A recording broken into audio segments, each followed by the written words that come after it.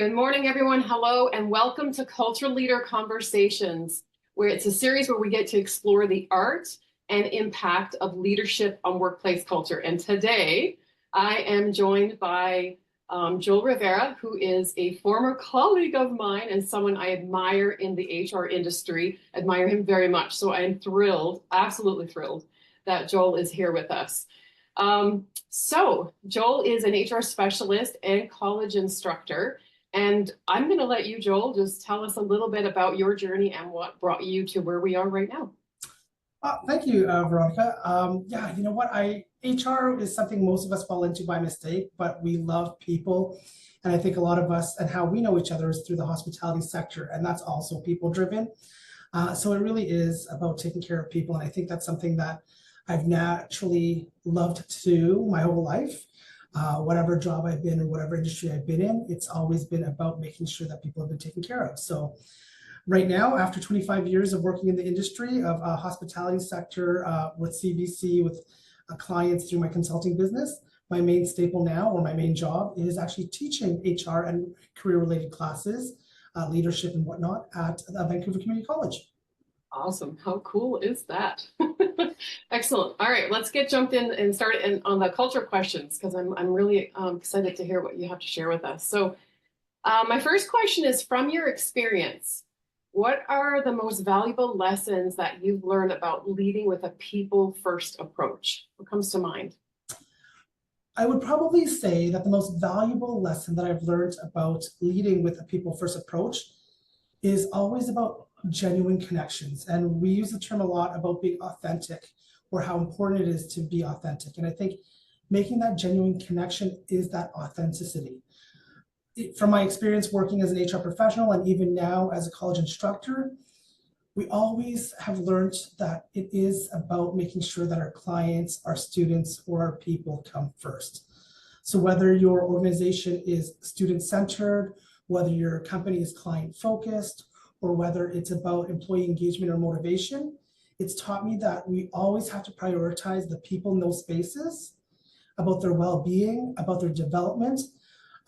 So regardless if they're a student or a team member, that they are able to strive for the success that they want in their professional career, as well as how it helps them in their personal lives.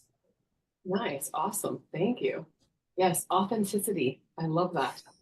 And that is actually, you're 100%. That's the connection. I love that. So how do you, or how have you aligned your HR or people strategies with that broader business objectives for growth? What have you worked on there? So alignment is very key when it comes to any business or any role within a business. And I've been lucky enough to say that as a senior HR consultant, I personally have been able, or fortunate to be able, to align my own personal goals and values with the consulting clients that I choose to work with. When you talk about business objectives, as an HR practitioner, we need to understand that HR has a responsibility to align the HR strategies, the plans, and the initiatives, and make sure that they're tied into the overall company goals, their strategies, their objectives. And I remember specifically, I was on a speakers panel, and there were 6 of us sitting on that panel. And they asked us this question, and the question was, what is the primary benefit of talent management done right? And all of my peers, they came from the government, not-for-profit, medical, legal. I was representing hospitality at the time. And all of my peers responded with items such as employee engagement, staff motivation, and it made sense. And as HR practitioners, great answers.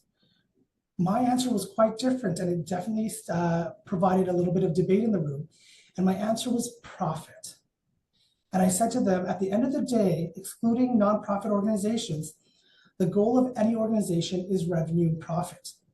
The byproduct of that is the ability to increase resources within the organization when it comes to people practices. So training, onboarding, buying HRIS systems or processes for benefits, succession planning, or anything that they want to add to their total reward strategies. If the company is not viable and making your goals aligned to that, then there wouldn't be an HR department or jobs for the employees. And it really goes back to some old HR cultures where I remember growing up in the industry. It's like, oh, wow, well, we're not having a good quarter. We're going to have to chop training, right? And I think times have changed. We need to understand that training is going to make us that profit. So they two go hand in hand. Yes, I wish I was a fly on the wall for that conference when you said profit.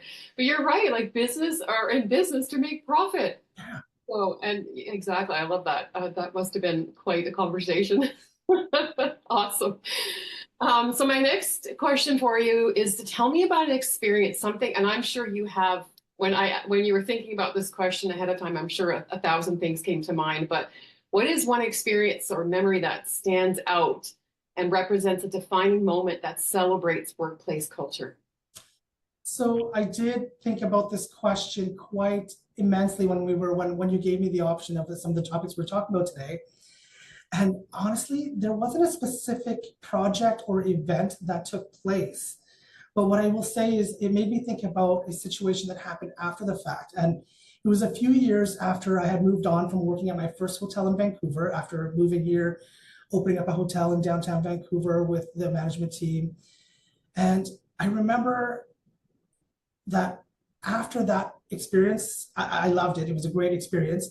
But I had to remember that we had to go back to, as managers, as HR professionals, as union representatives, we always have different theories and practices in taking care of our people, our team members. But we have to remember that it's always about taking care of them, right? We have a different way of doing it, but the point is that we're still trying to get to the same end goal. And I remember after I left this hotel that I had several union members actually come to me, including the shop stewards, how when there was a concern within the hotel, that they were coming to me with the concern rather than the managers and saying, hey, we have this situation with our employees, and I get it, we're supposed to take care of our union members first, but we need to address this because it's going to become a bigger can of worms if we don't address it. So we're coming to you. And then even to the point that after I left that hotel, people from the union and people from management and people from the union office were saying, hey, why don't you come back? Come back and work, right? And it made me think that's the culture that we want, is where everybody is collaborative. Everybody is working towards the same end goal, which is making sure that people are taken care of.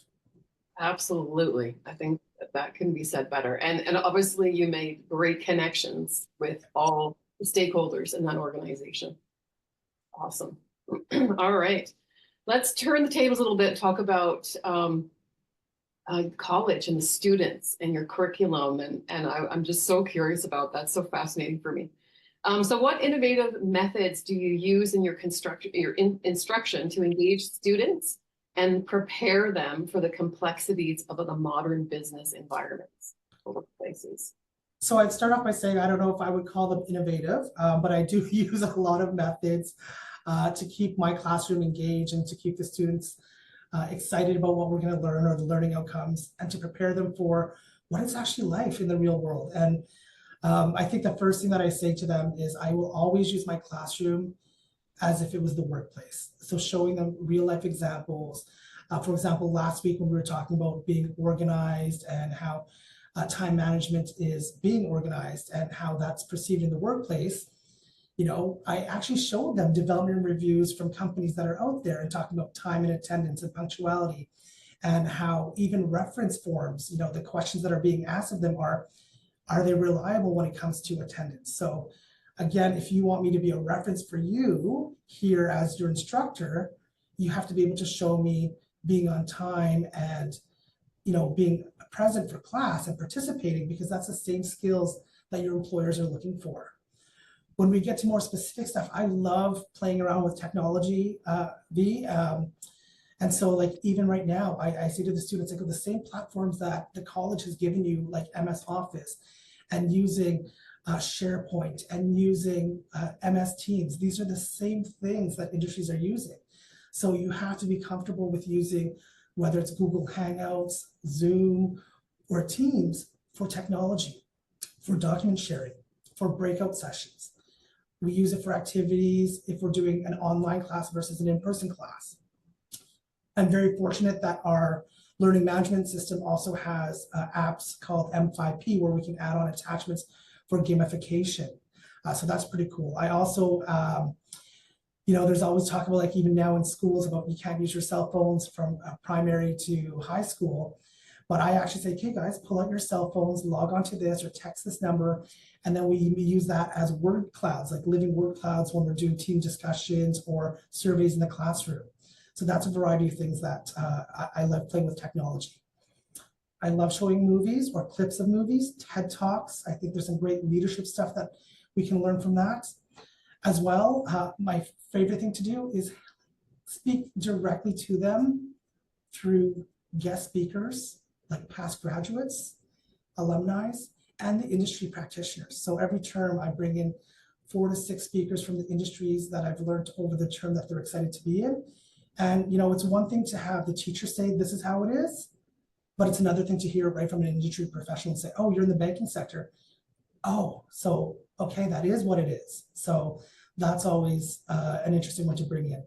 And then obviously fun activities in the classroom, networking bingo to learn about how to network, scavenger hunts around the campus or city to teach them about certain things, and even field trips. Like in my business law class, we spend the day at the courthouse and they have to go to 3 different court cases. And then, you know, depending on what kind of law that they want to listen in on. Nice. So a lot of experiential learning, it sounds like. Correct. Yeah, 100%. And I love the idea of show up in this classroom, show up at school the way you're going to show up at work, and show me that I can, you know, I have the faith in giving you that reference. I love that.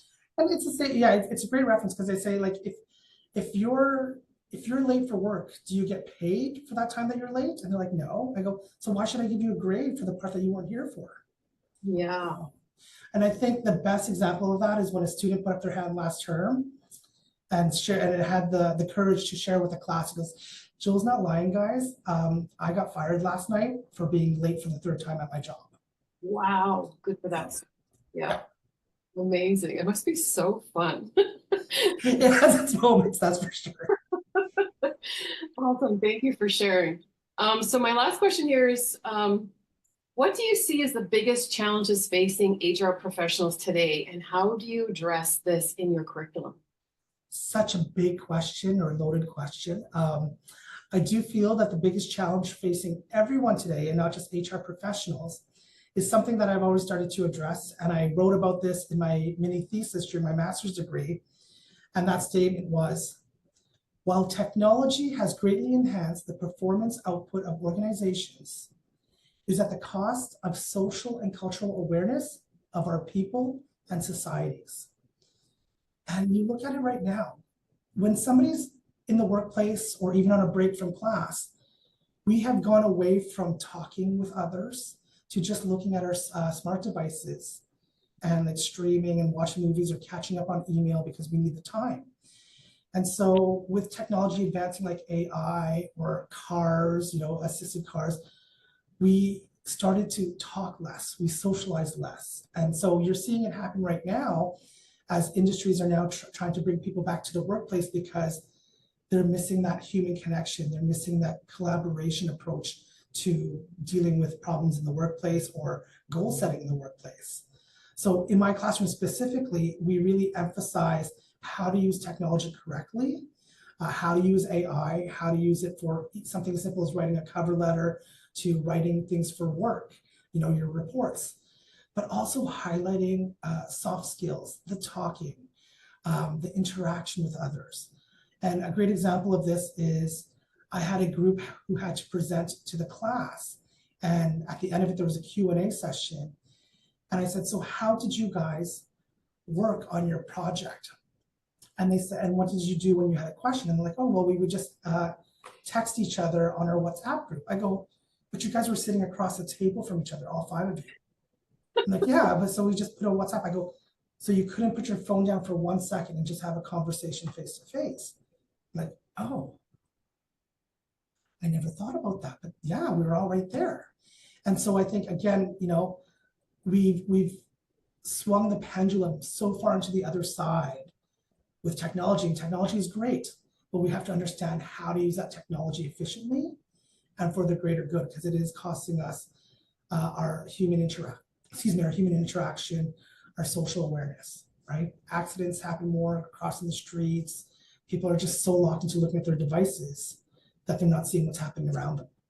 Yeah, and we still need that human to human connection. That is like, the icing on the cake for sure. And that was one of the reasons why I started this series. It's just I want to talk more to people. And when you're, an independent consultant, you don't have the same and that's why networking is so important as well as getting out there and having these connections and connections like this. So that's awesome. It sounds like a great some great learnings there for the students for sure, and for all of us really, if you think about it. 100%. Awesome. Yeah, thank you so much. This has been I actually had goosebumps as you were chatting, especially about the response to the last question. I'm gonna need to think about that a little bit more, but when we talk about mental health, there's a crisis, that to me, that there's a connection there. 100% agree with you. And you know what?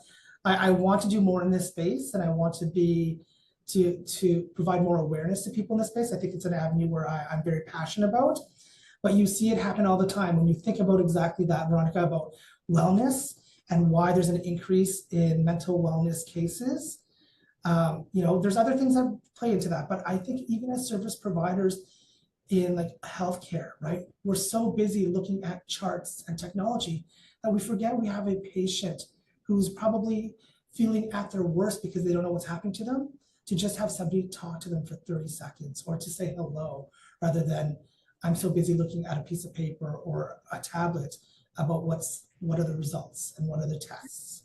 And that goes to every industry, checking into a hotel, ordering at a restaurant, anything that's service driven. Yeah, I actually had a courageous conversation, like 4-part series early this year, and I had a physician join in. And she said, no one ever taught me to have these kinds of conversations in medical school. And she was such a great participant. It was so interesting for all of us to hear it, and for her to be so in tune and want to learn more. It was fantastic. So love that. Yeah, so thanks again for sharing. For those of you who are watching, you're welcome to, I highly recommend follow Joel on LinkedIn. He shares some amazing, some amazing content, but I really love the things that you post about your students. And they look so enthusiastic about joining the workforce and the real world, you want to call it. But thank you for that. And anyone who wants to join in, check Joel out on LinkedIn or wherever else he may be. I'll get some handles to include. I want to remind everyone of our membership program, the People First Club, where we dive into deeper strategies and we talk all about workplace culture. If you're interested in that, I'll also have a link in the bio here. And tune in for more Culture Leader Conversations. Actually, I'm interviewing on Friday someone we both know, which is Roberto from nice. When I worked at. So he is a sales expert. So we're going to learn more about culture from a sales perspective. So I'm super excited about that. And we'll have other guests along the way. So please join us for more. And thank you again, Joel. I really appreciate your time today. Thank you for having me. It's been fun reconnecting.